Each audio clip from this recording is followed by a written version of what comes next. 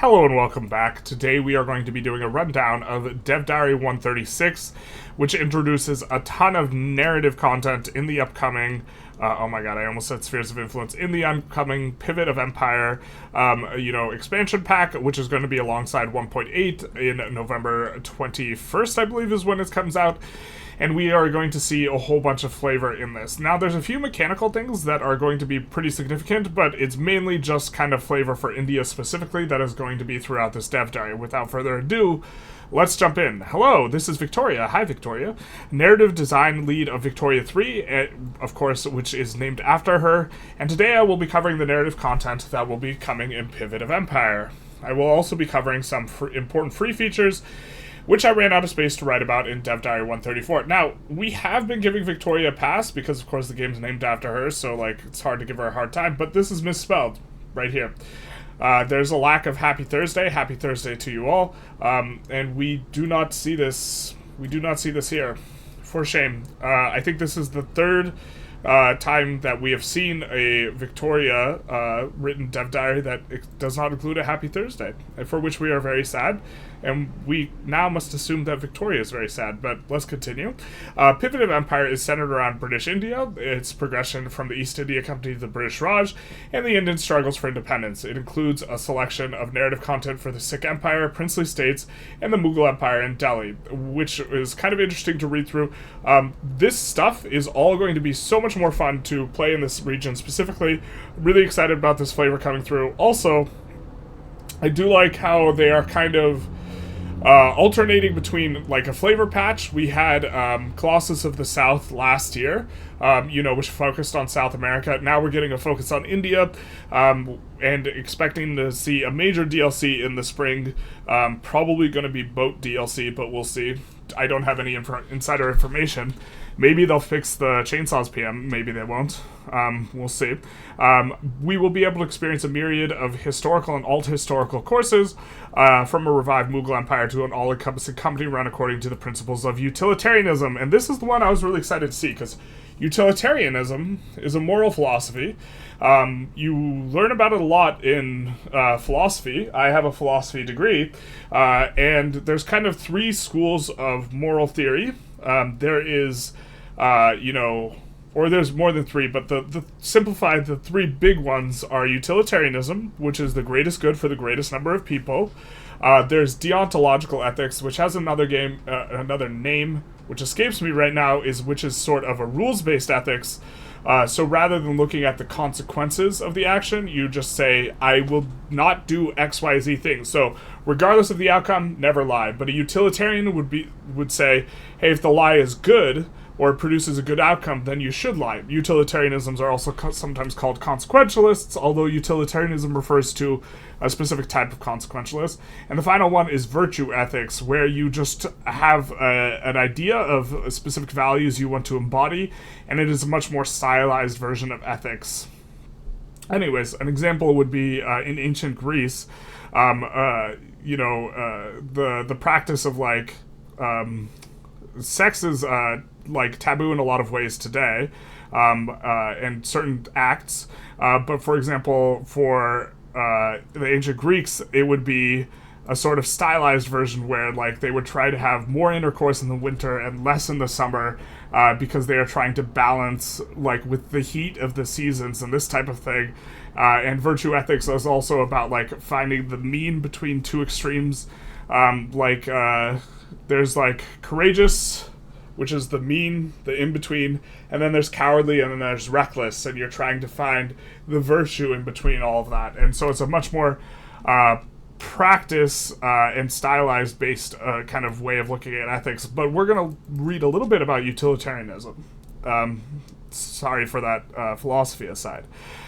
During the early 19th century, many of the British East India Company's administrators were influenced by the works of Jeremy Bentham, who was probably on the spectrum, which you makes a lot of sense when you understand exactly how utilitarianism shook out and worked.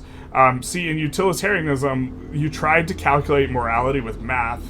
You would use a unit of measurement called a util, and you would multiply the number of people who got that benefit And you would say that benefit was maybe worth 2 utils, and you'd multiply it by the number of people who got the benefit, and then you would weigh that against the other option, and this is how you would kind of navigate things through utilitarianism. The founder of modern utilitarianism. The most notable of these figures was John Stuart Mill, good JSM, who served as the East India Company's administrator for 30 years. Now, I'm entirely familiar with John Stuart Mill from his philosophical writings, and basically zero to do with his historical significance as the administrator of the East India Company. I actually, before reading this, did not know that he served as administrator, which is interesting to say the least. Famously authoring a tract defending company rule in the aftermath of the Indian Uprising of 1857. Following his return to Britain after the establishment of Crown rule in India, Mill would become one of the most notable proponents of utilitarianism. Utilitarianism principles served as a crucial element in justifying British rule over India to the British populace. James Mill, father of John Stuart Mill, was a noteworthy follower of Bentham, was also a notable advocate for the British Empire in India, publishing The History of British India in 1817. The idea of India as a stagnant, and this is an idea that's kind of prolific throughout a lot of colonial thought and attitudes. The idea of India as a stagnant region which required the intervention of a dynamic foreign power to prosper was a common attitude amongst the British administration. In the eyes of the utilitarians, the purpose of the British administration was to rationalize the fundamentally irrational society of India. So it's this benevolent dictator type of attitude, at least specifically applied to how you were going to look at it. There's actually this utilitarianism joke that I like quite a lot. Which, remember, it's the greatest good for the greatest number of people. You don't care about the rules, you only care about outcomes. And the joke is this, and by the way, if you're not familiar with utilitarianism, the joke probably won't make sense, and in my opinion, that's half of why it's funny. But you go to a doctor, and you say, "Doctor, I'm here for my checkup. Let's see how things go." And doctor, checks you out and is like, "Okay, I have good news and bad news," and it's a utilitarian doctor. Doctor says, "Here it is. You're perfectly healthy," which of course doesn't sound funny.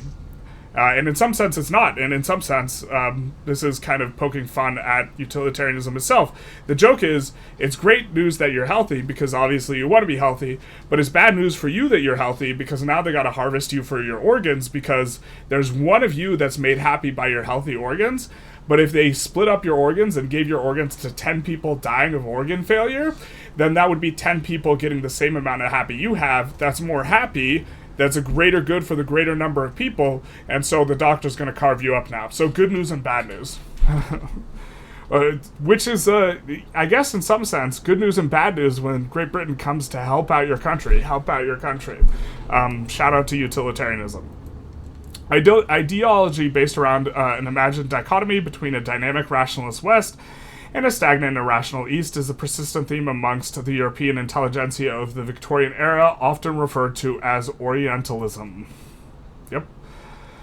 Historically, the efforts of the utilitarians were primarily concentrated upon codifying and standardizing the various aspects of Indian society that had gone formerly unwritten. The traditional Indian reliance on upon spoken agreement and personal meetings was an anathema to the sensibilities of the British administration. Ooh, love that sentence. Who wished to establish absolute uncontested control over Indian society, whilst Victoria's the one who uses whilst a lot. Whilst simultaneously remaining distant from their subjects. British India was characterized by the tension between the need to maintain Indian intermediaries to govern in the subcontinent and near total lack of trust in these intermediaries, which, top-down governed by, British, and then, obviously all sorts of implementation would require, people who spoke the language and understand the culture and this type of stuff. In such an environment, the administration developed an obsession with paperwork, which retreated behind in order to distance itself from what it saw as a chaotic and unpleasant society. Yep. This fixation is represented in-game through the traits and ideologies of the East India Company interest group, which was revealed in Dev Diary 134. For most of its existence, the British administration was split between elements which wished to govern by making use of traditional Indian institutions and sought to impose the British systems of government upon the British or upon the Indian society, not the British society. The utilitarian administrators of the East India Company, with their ambitious social reform programs and dreams of a benevolent despotism, represented the later tendency. The government of the British Raj immediately following the Indian uprising, also referred to as the Sepoy Mutiny, largely reflected the former.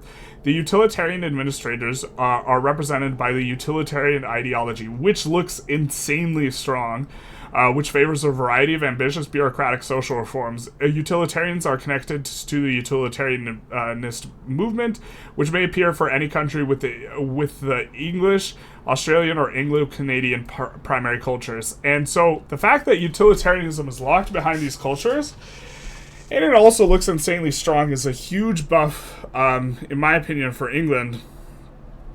And to be fair, it's a kind of narrow band of importance, but let's take a look at this ideology and the strapping John Stuart Mill himself. I think the key point here is this ideology can roll on industrialists. This is very important to note.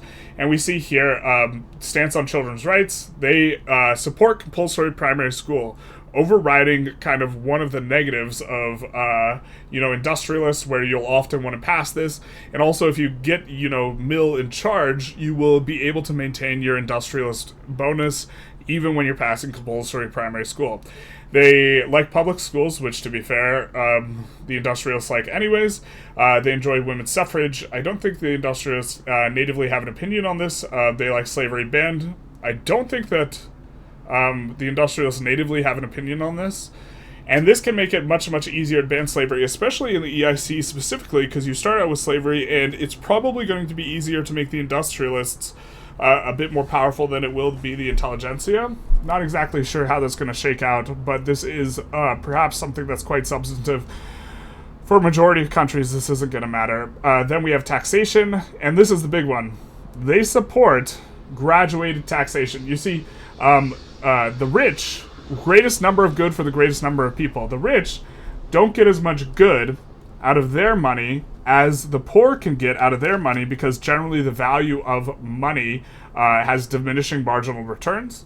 And so if you are thinking of stuff in terms of utils and you're doing the calculations, the moral calculations where everything is math-based, it definitely makes sense to have the most redistributive taxation system possible. And normally getting graduated taxation is a little bit difficult. Normally you have to use the trade unions. Very often the trade unions can be a little bit difficult to get into government, or difficult to get powerful, and then passing the law can be difficult. If you have utilitarian on any of your characters, this will be made way, way, way easier. If you get it on, armed forces, if you get it on Intelligentsia, especially if you get it on industrialists, this will make everything feel a lot better. And this is why I think that is quite strong. They also have a caste opinion, which is going to matter specifically for EIC. And for the EIC, this looks tremendous and makes it look really easy to push through reforms. So getting John Stuart Mill in charge is probably going to be a very strong thing. And so very exciting to see him. The East India Company has a utilitarian movement at game start, which is largely support-based, consisting of European bureaucrats and other company officials.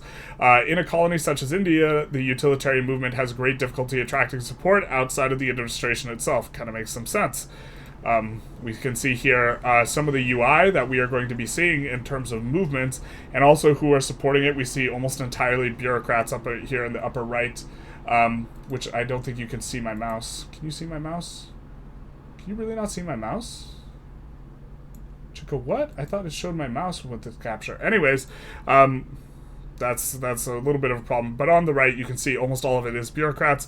And we do see kind of on the left what the core movement ideology cares about as well, which is, progressive taxes is kind of the notable one. If the utilitarian movement acquires sufficient support amongst members of an interest group, said interest group will be pressured by the movement. A pressured interest group gains the ability to generate leaders with the movement's ideology, as well as promoting agitators in this movement to the leadership petitions. This is a little bit of news on how exactly this is going to work.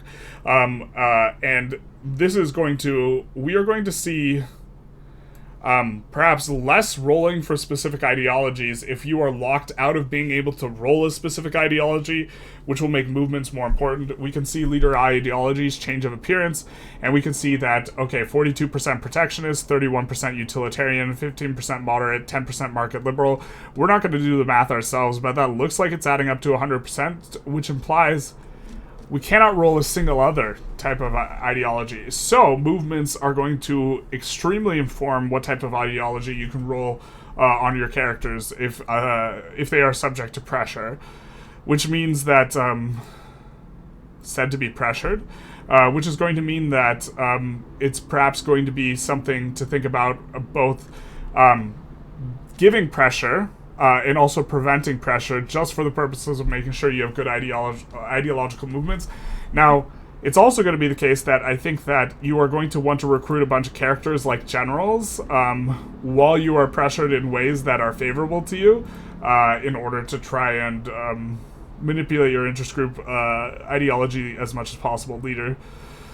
If the East India Company gets a utilitarian leader, either through random generation or promoting a character such as John Stuart Mill, it will become immensely more receptive to various progressive reforms. However, the utilitarians are deeply unpopular with the Indian population, which, of course makes sense because the utilitarian perspective is condescending, and their relentless drive to impose their vision upon society will deepen tensions between the colonial government and the Indian populace.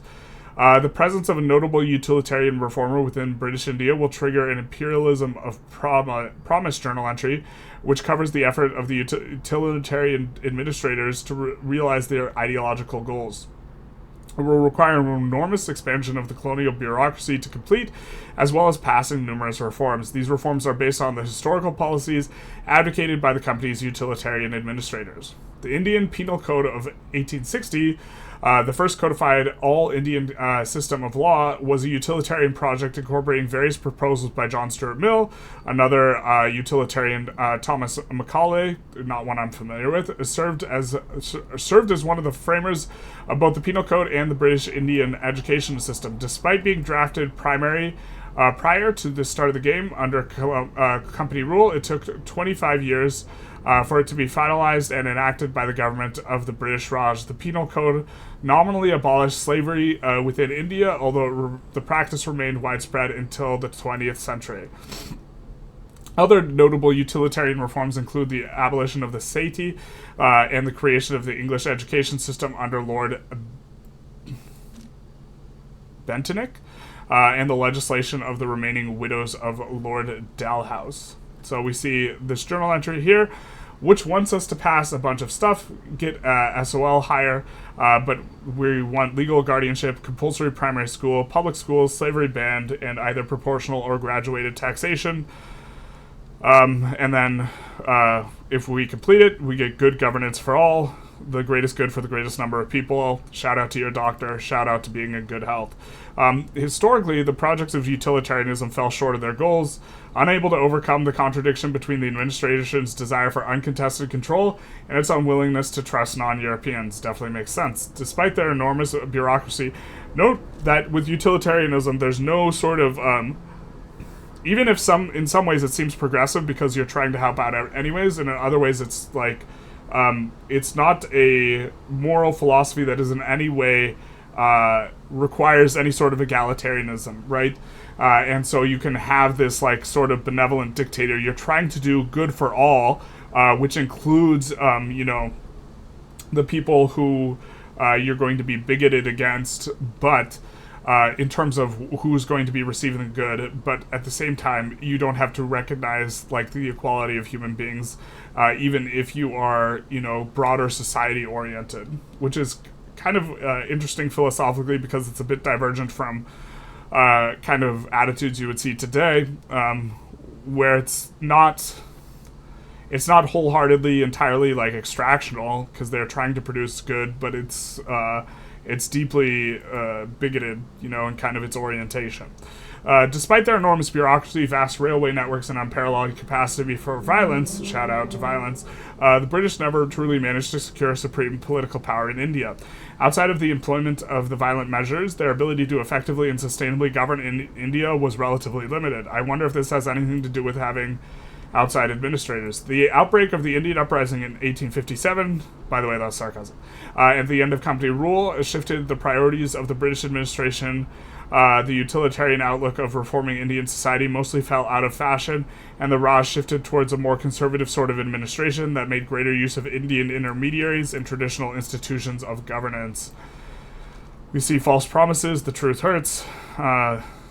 If one can complete this journal entry, however, they will have successfully realized the utilitarians' vision for an India all-encompassing bureaucracy devoted to codifying, rationalizing, and anglicizing all aspects of life across the continent. And we will see the East India Company, that is the industrialist of the East India Company, will lose the Malthusian ideology and gain the utilitarian one, making them all utilitarian. Which, in terms of ideology, for, the trade union or the industrialists, might be the very best that you can possibly kind of achieve here. You'll also get 10% education access and minus liberty desire for 9 years. I think that this liberty desire is going to apply to you as the subject if you're playing the East India Company. But maybe it applies to your subjects. I'm not entirely sure where that's going to apply, but the education access will be nice. Okay, we have also a separate path, a different path, Indian nationalism. Once pan-nationalism is researched by British India, which normally this is kind of, as it stands now, you research this in order to, when you break free, to not get the negative event that kind of hurts your country a lot. It will become eligible for the Indian national movement. This is a unique political movement which represents Indian secular nationalist organizations such as the Indian National Congress. It has a sovereignist ideology which favors basic civil liberties, equal rights for native Indians, and policing laws that institutionally favor Indian landowners over the colonial government. Super excited about how there are attitudes and sorts of agitating for the particulars of the high discrimination countries such as the EIC, where almost everyone's discriminated against, how there's much more substantive agitation towards, this kind of broad acceptance. Really excited to see how multiculturalism gets treated because of multiculturalism's kind of ubiquitous nature in, like, metagame, because you just, have to do it. But okay. The Indian national movement represents a more secular form of the Indian nationalism that is characterized by organizations such as the Indian National Congress. India also has movements that represent the explicitly Hindu and Muslim and nationalist movements, which will be addressed later in Dev Diary under communal divides. We do see some activism here, and we also see what's driving activism, which is, the laws that we have in, the supporters, and also from being a colonial subject and from liberty desire, which are interesting types of modifiers. They are going to make note of this in just a second. An astute observer, which we are, not because we're astute, but because we read through this beforehand, may note, which we did, the movement cares about more than just law stances. Political movements may now possess scripted factors which adjust their activism in various directions according to any one condition one may think of. And I'm super excited to see what more cultural-oriented modders do towards this, and see if Morgan wrote, for example, introduces ideologies and movements that are more cultural in nature and this type of stuff, and they have it tied to some factors that they have. Morgan wrote being a mod, some factors they have if you're really good at aeronautics or something like this, then this influences you to have a bigger political movement towards I don't even know where to go,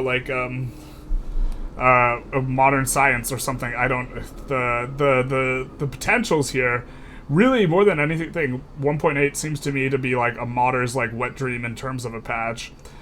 In the case of the Indian nationalist movement, having a high liberty desire increases their activism, as does being in a less autonomous subject type. So if you become a puppet, British India can achieve the dominion status.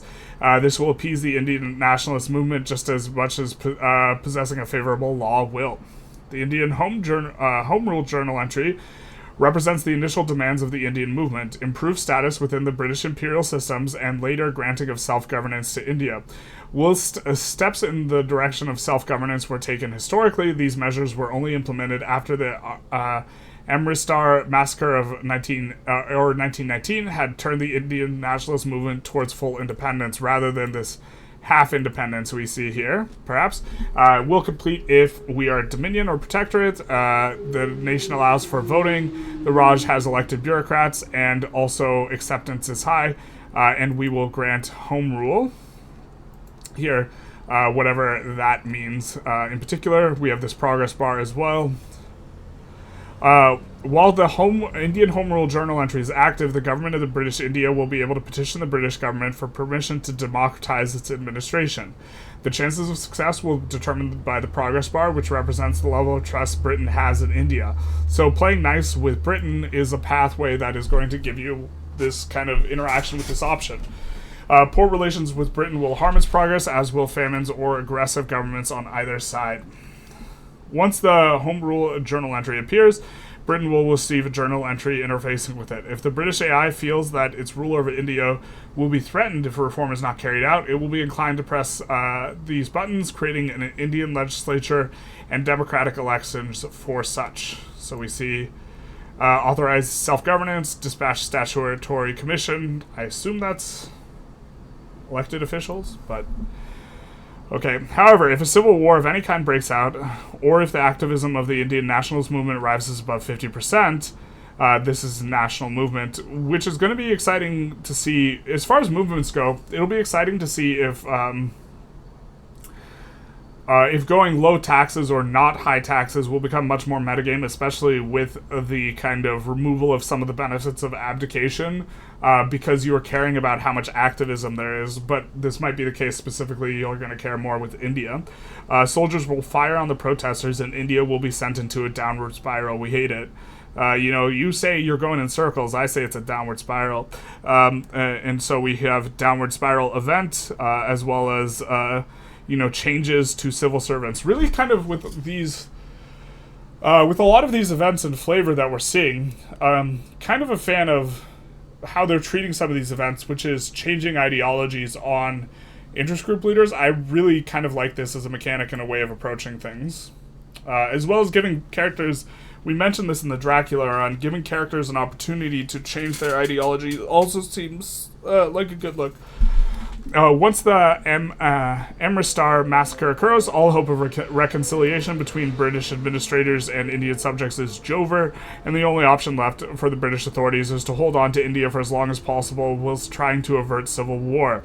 The Indian Nation journal entry will persist until the Indian national movement is marginalized or India has been granted independence. Okay. If civil war breaks out in India while India possesses the Indian Nation journal entry, Britain will be inclined to pull its agents out of India and either leave the subcontinent to collapse, yikes, or hand over governance to whoever the rebel leader is. The former option will create an absolute mess of formerly British-controlled regions for the newly independent Indian state to deal with, yikes, while the latter will give the revolt control over all of India. Interesting. I wonder how that's going to work mechanics-wise. So you're going to want to cause a revolt and have Britain like the revolt? I wonder if they'll consistently choose a particular type of option.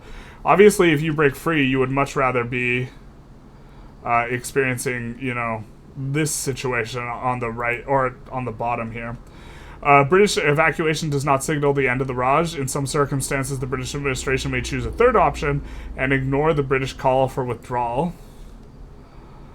We see capital state is going to move. They evacuate. British Raj becomes independent of Great Britain. We will declare our sovereignty as the Bengal Free State. All subject countries will become independent. Interesting. Let's kind of read through these a little bit. They've ordered our administration abrogated. Okay. Well, we'll get to see these events up close and personal soon enough. Pivot of Empire also includes numerous journal entries related to the Indian nationalist movement, such as the Salt March and various others, actions carried out by Indian nationalists against British rule, and we can see kind of a little bit of a spoiler for some of these, including some new art here. This is old art. We have communal divides. Once you advance sufficiently into game, and as ethno-religious identities start to emerge and solidify, you will have to contend with the growing mass of the Hindu-Muslim intercommunal tensions. You're telling me. Juggling the political interests and desires of these two groups will not be an easy task, and you will periodically get events that will complicate things even further. No voice, no right, no left, no right. Two lefts, one right, three lefts, also a right.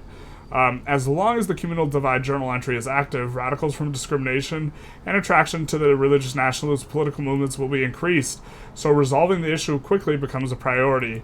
Really, really hope that,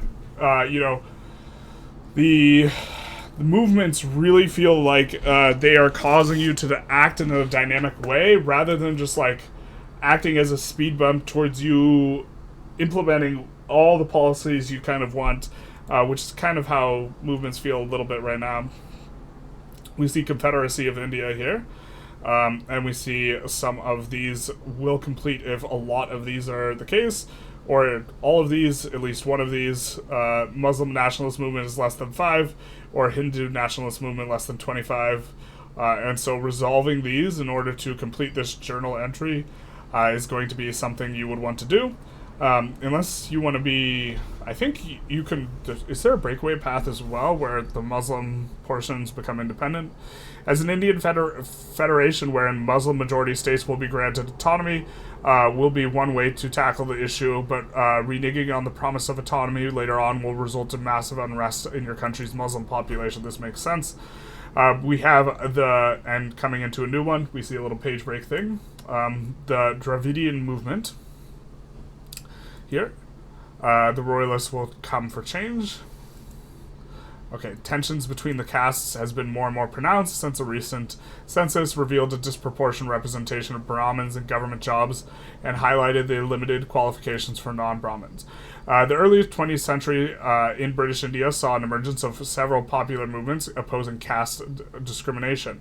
The Dravidian movement became in opposition to the dominance of the Brahmins in the administration of the Madras presidency, and eventually led to the establishment of the caste-based reservations in Madras. The British East India Company starts with the caste not enforced law to represent its yet uncodified status of the caste system in the 1830s. Once the British Raj is established, caste system codified law is automatically enacted, representing the efforts of the British administration to codify the caste system nationwide in the aftermath of the Indian Uprising of 1857. The incorporation of native Indians into the Indian civil service under the British Raj was historically enormously skewed towards the Brahmins. The inequity set the stage for the future of the Dravidian movement. The Dravidian Movement journal entry covers more than just the historical Dravidian movement.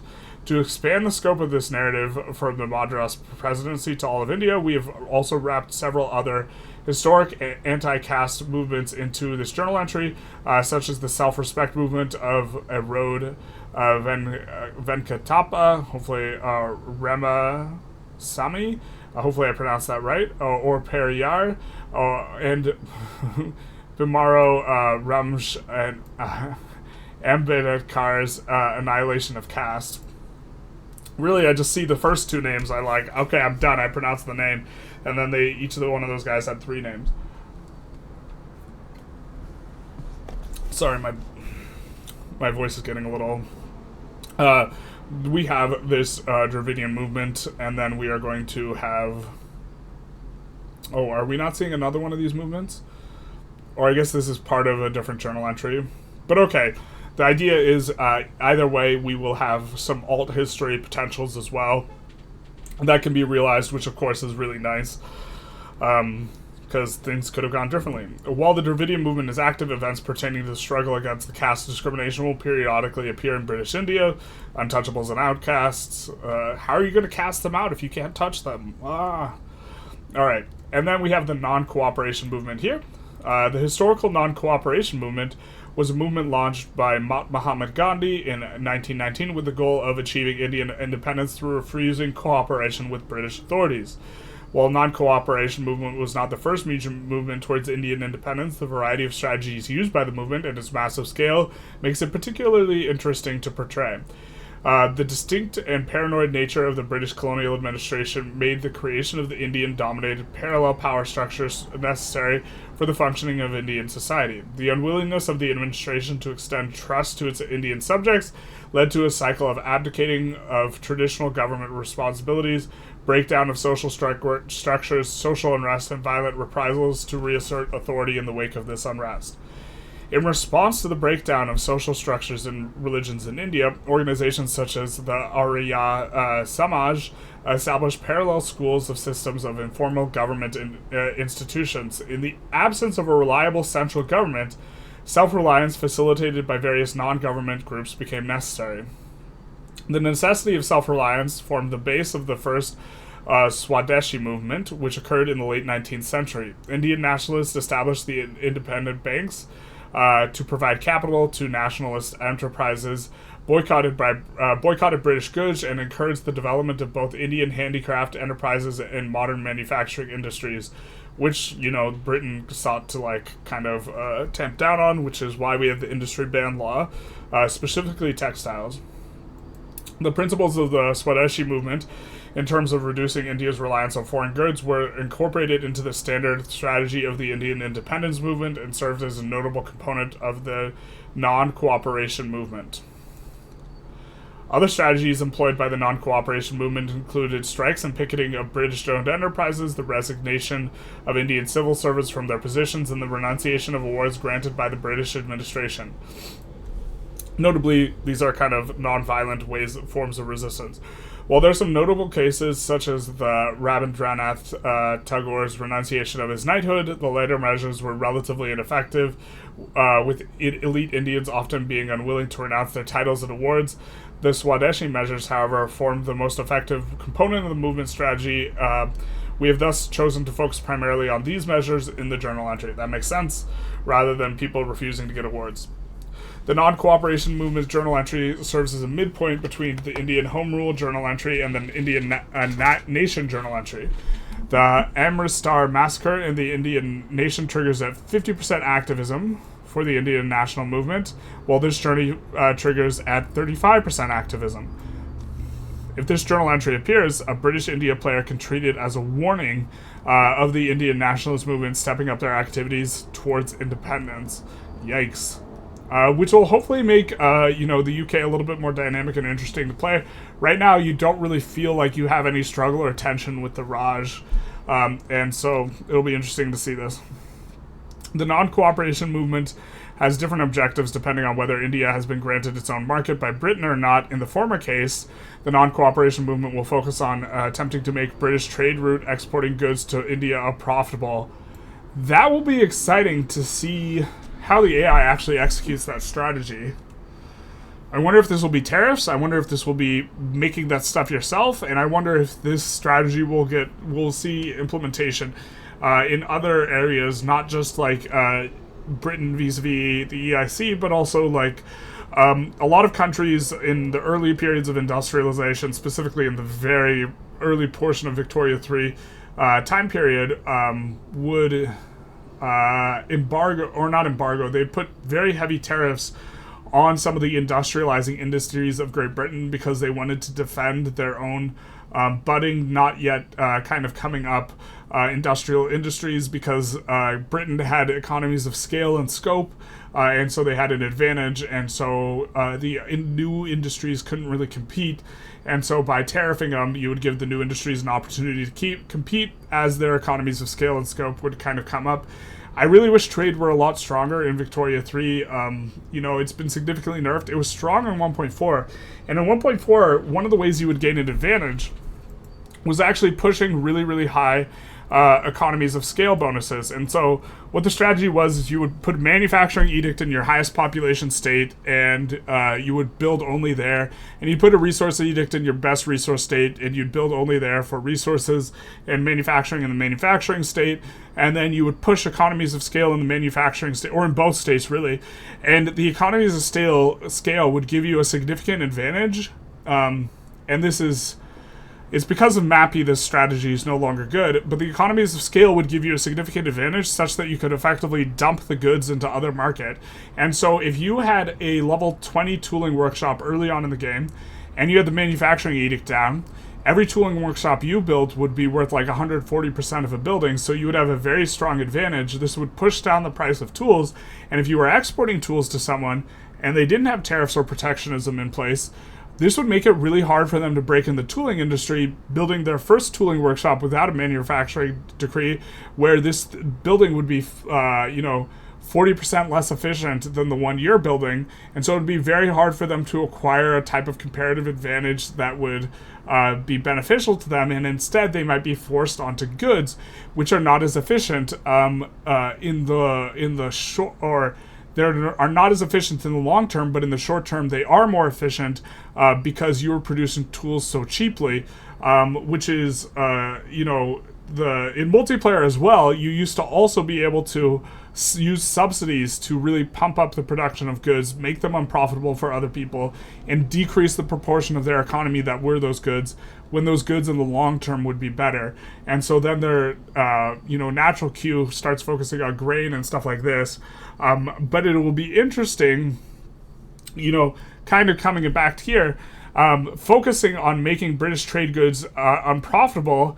It'll be interesting if we see these types of things kind of crop up just kind of throughout the entire game, and protecting national industries that are more efficient becomes an AI strategy. This would be fantastic, specifically if they buff trade.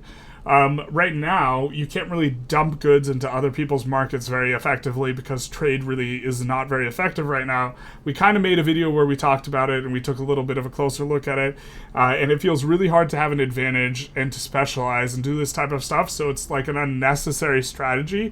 But the implementation of tariffs, forcing the industries, subsidizing the industries, all of these can be strategies to prevent other countries from acquiring this lead, like having a level 20 tooling workshop that is effectively going to be worth a lot more per construction than a level 1 tooling workshop that's starting off in someone's, budding, just industrializing economy. And so, to give an example, if we're the UK and we're exporting to Russia and we have this level 20 tooling workshop and we have manufacturing decree, and Russia has this level 1 thing, what's going to end up happening if we export that and we import grain, their auto queue is going to build a bunch of grain, and they will stay backwards while we stay winning building our tools. Okay, that was a long tangent.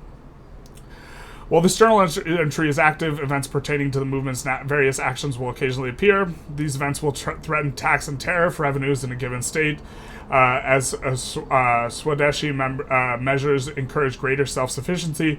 Often events pertain to hartals, or work stoppages and boycotts against British goods. It'll be interesting if you can boycott goods from a specific country, and there actually becomes differentiation between goods from a country and goods to another country. Maybe you could get something like, trade competitiveness. I think that trade route competitiveness is maybe something that companies should give, but the problem is that building stuff for the purposes of export mathematically doesn't make a sense as long as you have mapping. So they have to do something to overcome local prices and also make convoys way cheaper if they want trade to come back a lot. But a big part of why trade got nerfed in the first place and why I don't think it's low on the reasoning or desire to bring back is because it really kills performance. It crushes performance. It's super bad for performance. And so I think that they are not going to buff trade to an extent where it's going to feel good in game until they can find a way to fix the performance issues. If the activism of the Indian nationalist movement reaches 75%, the non-cooperation movement will spiral into bloodshed, as one does, and the Indian national movement will suffer a temporary decrease in its attraction. This event refers to the historical Chaura incident, apologies for pronunciations as always, where an angry mob burnt down a police station hosting officers that had broken into a picket line at a liquor store. Following this event, Gandhi ordered a halt to the movement. This hasty truce is often regarded as stopping a violent uprising across British India. Okay, and now we have our favorite Famine. Okay. It's difficult to find a more contentious topic than famine in India. There are theories stressing the environmental causes inherent to India's ecology have clashed with more political explanations for decades now, and it's safe to say that the matter is far from settled. We've tried our best to incorporate both of these perspectives in the content surrounding them. That is a preface that indicates that there's a lot more underneath the surface in terms of controversy and representation. You know, sometimes, like, Paradox will preface stuff in such a way where you're like, they felt some kind of way before they did this, or they were nervous about it. That is kind of one of those prefaces. Like, when they talked about the slavery mechanic initially in Victoria 3, they were very cagey about the language they used, because, implementing slavery is, of course, controversial in some ways. In some ways, it's like, it's controversial not to implement it as well, and so has some complexity. Famines, now a mechanic described in earlier dev diaries, will impact India as they will other places. Should you mismanage your affairs to the point where multiple states are suffering from a famine, a local food scarcity issue can end up becoming a source of political friction in the form of Indian famine's journal entry, negatively affecting the Indian content such as the Indian Home Rule journal entry for as long as it is active. It'd be so cool if there's, like, reasons to, like, put in a grain company because it helps you to dodge famine. Like, if you put in a grain company, you'll get a huge throughput and construction bonus, and the AutoQ cares about construction costs, and so anything you have a company for, they're going to build more of it, although companies are getting changed, so this might not be the right way of thinking about it, but if you export grain and you specifically focus on grain, which, again, not good for industrialization, this could be a good way to reduce famines. Unfortunately, some of the famine conditions are state-specific, so just increasing the amount of grain in the market by exporting might not be helpful. And the idea behind exporting is that if production ever goes down, the export routes will just decrease in size, and you won't end up having a very strong shock to the market in terms of grain price. It will just be based on the local penalties you're getting from the famines. The name of the crisis journal entry is dependent on where the Indian famine conditions have taken hold. The Southern India famine or the Bombay famine will plague their respective regions. If you manage to screw things up sufficiently, you might get hit with the Great Indian Famine instead. What's so great about it? Spanning most of the continent. So, we get buttons to click. We don't know what they do. Set up relief kitchens, institute work camps. Work will set you free.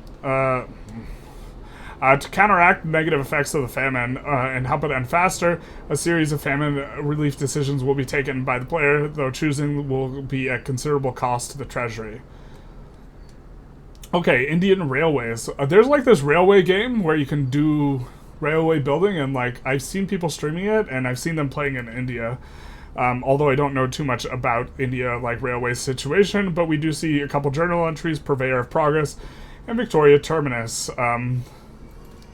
Victoria Terminus being a unique company that makes the state region of Bombay much more attractive. We'll get to it in just a second. One of the most evocative symbols of British period in India is the Indian railway system. Rail connection in India began in the late 1830s and grew in pace over time. Prior to 1854, railway construction was largely ad hoc, with the East India Company commissioning various private enterprises to construct railways, canals, and roads on a case-by-case basis. The opinion of government with regards to infrastructure was that it was a matter for private industry. East India Company's creation of the Public Works Department in 1854 centralized the development of infrastructure under a single body, and the establishment of British-supported technical universities created cadres, what a word, of trained civil engineers, both British and Indian. However, the initial focus of the department was on irrigation and canal building. Major state interest in railway construction emerged only after the Indian Uprising of 1857. I wonder why. Is it to move troops around faster? The submerging interest is exemplified by an essay written by John Stuart Mill, in which the company's infrastructure investments are used as a justification for its rule over India. You know, look at all these nice things we are bringing to you guys. And by you guys is kind of a generous maybe term for kind of like a group of which you have a bigoted opinion on as you are governing over them. While Mill failed to defend the company against the nationalization of its territories, his arguments were later adopted by the British government as a source of legitimacy for the British Raj. To the British administration, the development of the railways in India served as a tangible metric for progress made in civilizing the Indian landscape and by extension its populace. In this way, they served a dual purpose, bolstering the hard power of the state by relocating soldiers and armaments, a very important one, while reinforcing the ideological justification for colonial rule. To be fair, allowing goods to spread faster is like a very significant positive benefit. I sound like a utilitarian. No, more utils, less rules. From its humble beginnings in the aftermath of the Indian uprising, the rate of the railway construction accelerated enormously over the next few decades. The purveyor of progress in Victoria Terminus journal entries served to encourage the development of Indian railway network, its historical extent, and to construct new monument added in pivot of empires, the Victoria Terminus. Here we see, we can construct it, we can rebuild her, fix her, we can build her. The Victoria Terminus, now known as, I'm not going to try and pronounce this, Terminus, was constructed in Bombay, now Mumbai, to celebrate the Golden Jubilee of Queen Victoria in 1887. The Terminus grants prestige and increased railway throughput by default. Now, I don't know how much throughput this is going to add, but railway throughput is incredibly valuable modifier because the more throughput you have, the less valuable it is. And, you know, like on steel industry, you can get up to like 90% throughput. I think you might even be able to get like 100%, for example. And so when you already have the base level of, the building plus 100% throughput, and then you add 10% on top of that, the amount of increased throughput relative to where you were before is actually only 5% increased, because moving from 200, total 200% total building inputs and outputs, because you have the base plus 100 throughput, moving from that to 210 is only a 5% increase. Railways do not benefit from economies of scale. As such, throughput on railways is particularly valuable, and so this giving you through increased railway throughput. I don't know what the number's going to be. If the number's 5, it's like, this is still really good, but it's not insane. If the number's like 20, then this becomes, in some sense, kind of like a new Beijing, where the state becomes a state that you want to grab for the purposes of getting the monument. Shout out to the loud car outside. And, there's kind of in the game, there's like 3-ish states like that right now. There's Beijing, which, to be fair, the Forbidden City honestly should be religiously tied. You should have to have the Chinese religion for it to give its benefit. And even then, grabbing Beijing is still good for the company that is there. There's the Statue of Liberty in the U.S., and there's the Vatican if you're Catholic. You have to be Catholic. That one is religiously tied, and it gives diplo and authority. This would kind of add to that as a very useful monument to grab. I think even if it's 5% railway throughput, it's going to be useful to grab. I guess if it's like 1, maybe you just don't care enough. But even 5, I think, is worth grabbing. Okay. And I think this is the last section, which is good because we are almost at an hour. The Sikh sovereignty. The Sikh Empire, or the Khalsa Raj, is a relatively young country. Historically, it lasted for 50 years from its foundation in 1799 to its defeat in the Second Anglo-Sikh War in 1849. The last years of the empire, following the death of its founder, Ranjit Singh, hopefully I pronounced that correct, were marked by a series of explosive internal conflicts, which led to the death of numerous Maharajas and the catastrophic weakening of the state. The Sikh sovereignty journal entry captures this drama. Ranjit Singh's successors must race to cement their rule while staying ahead of the murderous plots which decapitated the Sikh court at the time and time again. Okay, so we have Sikh sovereignty. Our legitimacy must be over 50 for progress to advance. If our Maharaja dies, progress will be reset to 0. Oof, the truth hurts.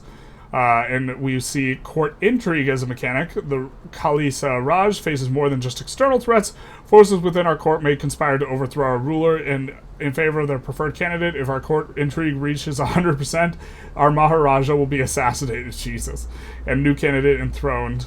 We'll complete if we're not a subject of another nation. Check. Legitimacy of the government is greater than equal to 75. Progress is reached 100. And if completed, we get Legacy of the Lion. While Ranjit Singh remains alive, the intrigue of the court will remain suppressed. However, once deceased, the factions within the court will be free to make their bids for power. First amongst them is the scheming wazir of the Sikh Empire, Dhyan Singh. Dhyan Singh was plausibly responsible for the deaths of 2 Maharajas. I hear, this is slanderous. I hear they just fell out of windows, leading to a palace coup against Karak Singh and having him poisoned soon after taking the throne in 1839. Nau Nihal Singh, Karak's son and successor, was killed under suspicious circumstances. Killed? Don't you mean he fell out of the window? On the day after his father's funeral. Jeez, wasted no time on that one. The progress of these plots against the reigning Maharaja is represented by the court intrigue progress bar, which ticks up while certain factors are at play. Ruthless and ambitious characters such as Dhyan Singh can contribute enormously to this intrigue bar. If displeased, it's best to keep them satisfied by enacting laws they prefer. Yeah, or just exiling them. Come on. Once the intrigue bar reaches 100, the reigning Maharaja will meet a window that he could not resist.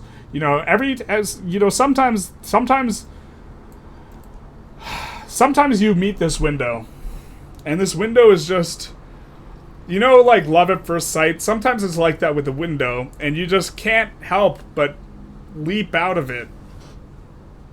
Right? Shout out to Putin. And be replaced by another candidate. If mismanaged, this journal entry can lead to a carousel of short-lived Maharajas coming to the throne and being assassinated in short order. Historically, the cycle of assassinations continued until the ascension of the 5-year-old Duleep Singh to the throne. The regency of his mother, Ajind Kaur, was marked by several coups and several coup attempts, followed by a forcible replacement by the British in the aftermath of the First Anglo-Sikh War.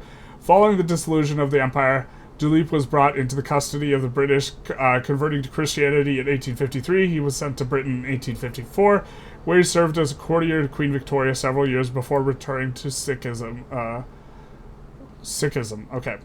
If a Maharaja, we just tried to pronounce all the syllables at once. If a Maharaja can both successfully cement his rule and retain the empire's independence, this faith can be averted, and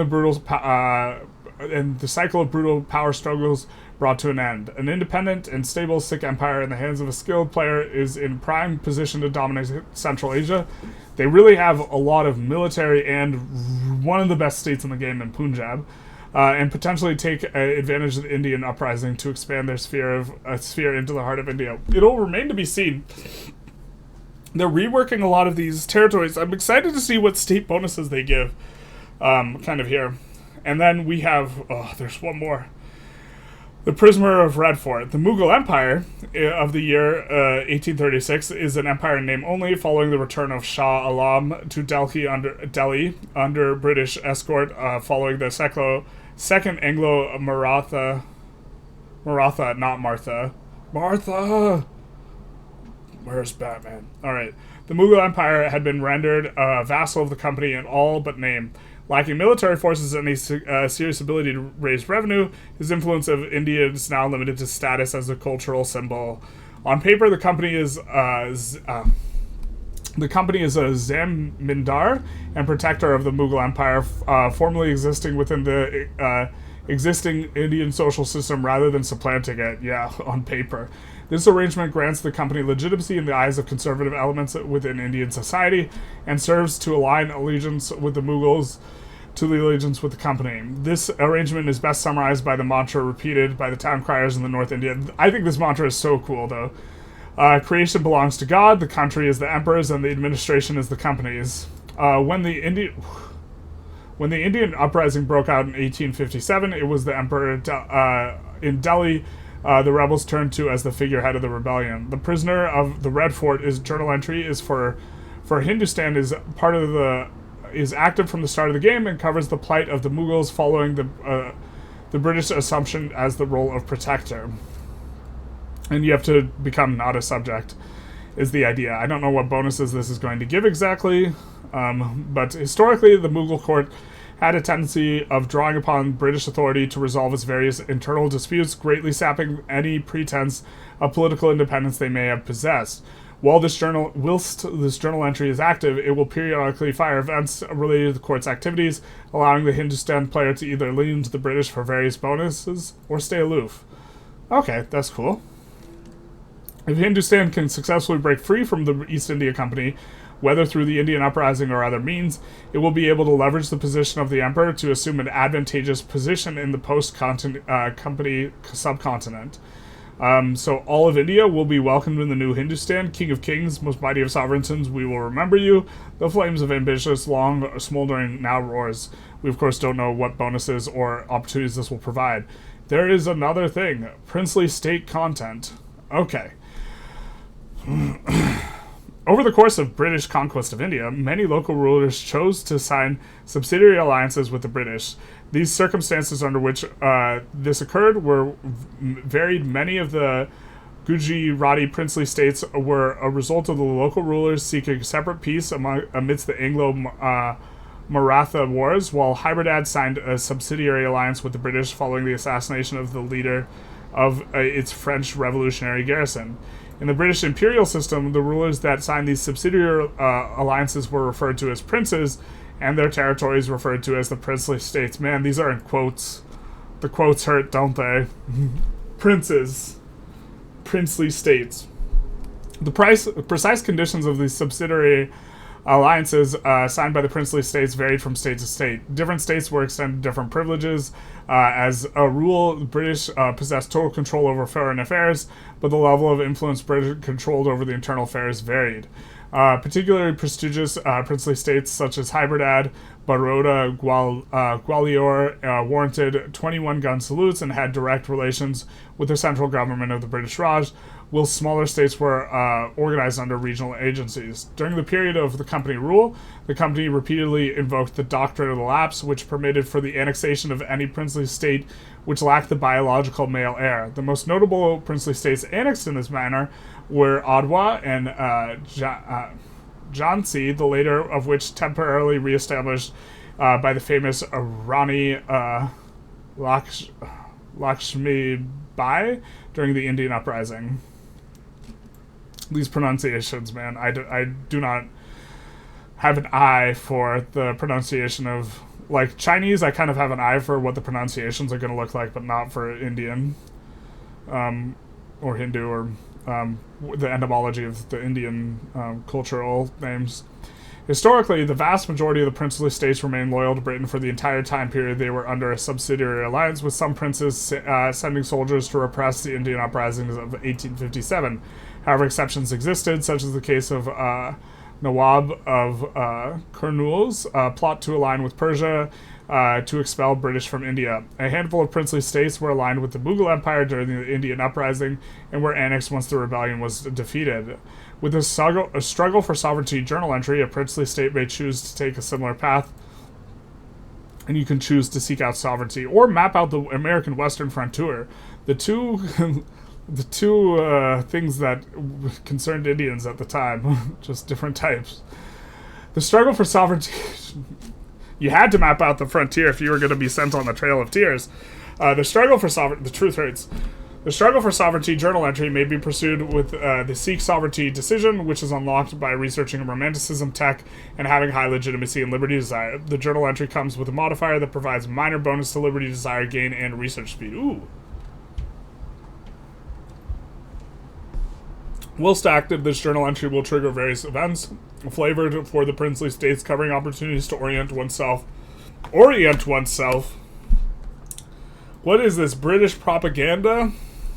What is this, Orientalism? Orient ourselves towards or away from the British. Okay.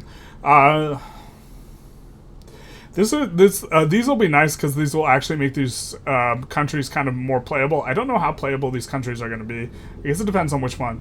If a princely state can succeed in gaining independence through this journal entry, a difficult feat. Okay, so the journal entry can gain you independence is a pretty substantive one. Barring certain circumstances, they will be rewarded with the opportunity to grow their power and prestige even further. We see 25% prestige, 40 popularity. And any neighboring princely state with shared heritage and cordial relations or better will just be annexed. That's mildly reminiscent of Turtle Island. Is this Turtle Island 2.0? So this is Turtle Island if you can somehow add heritage and traits, which I don't think you're going to be able to do. Okay, there is military assistance. Let's jump into it. In Update 1.8, nations which have research general staff will be able to dispatch military assistance. Did I just not read this before? I have no recollection of this. Will be able to dispatch military assistance to friendly nations under threat. This is actually super cool.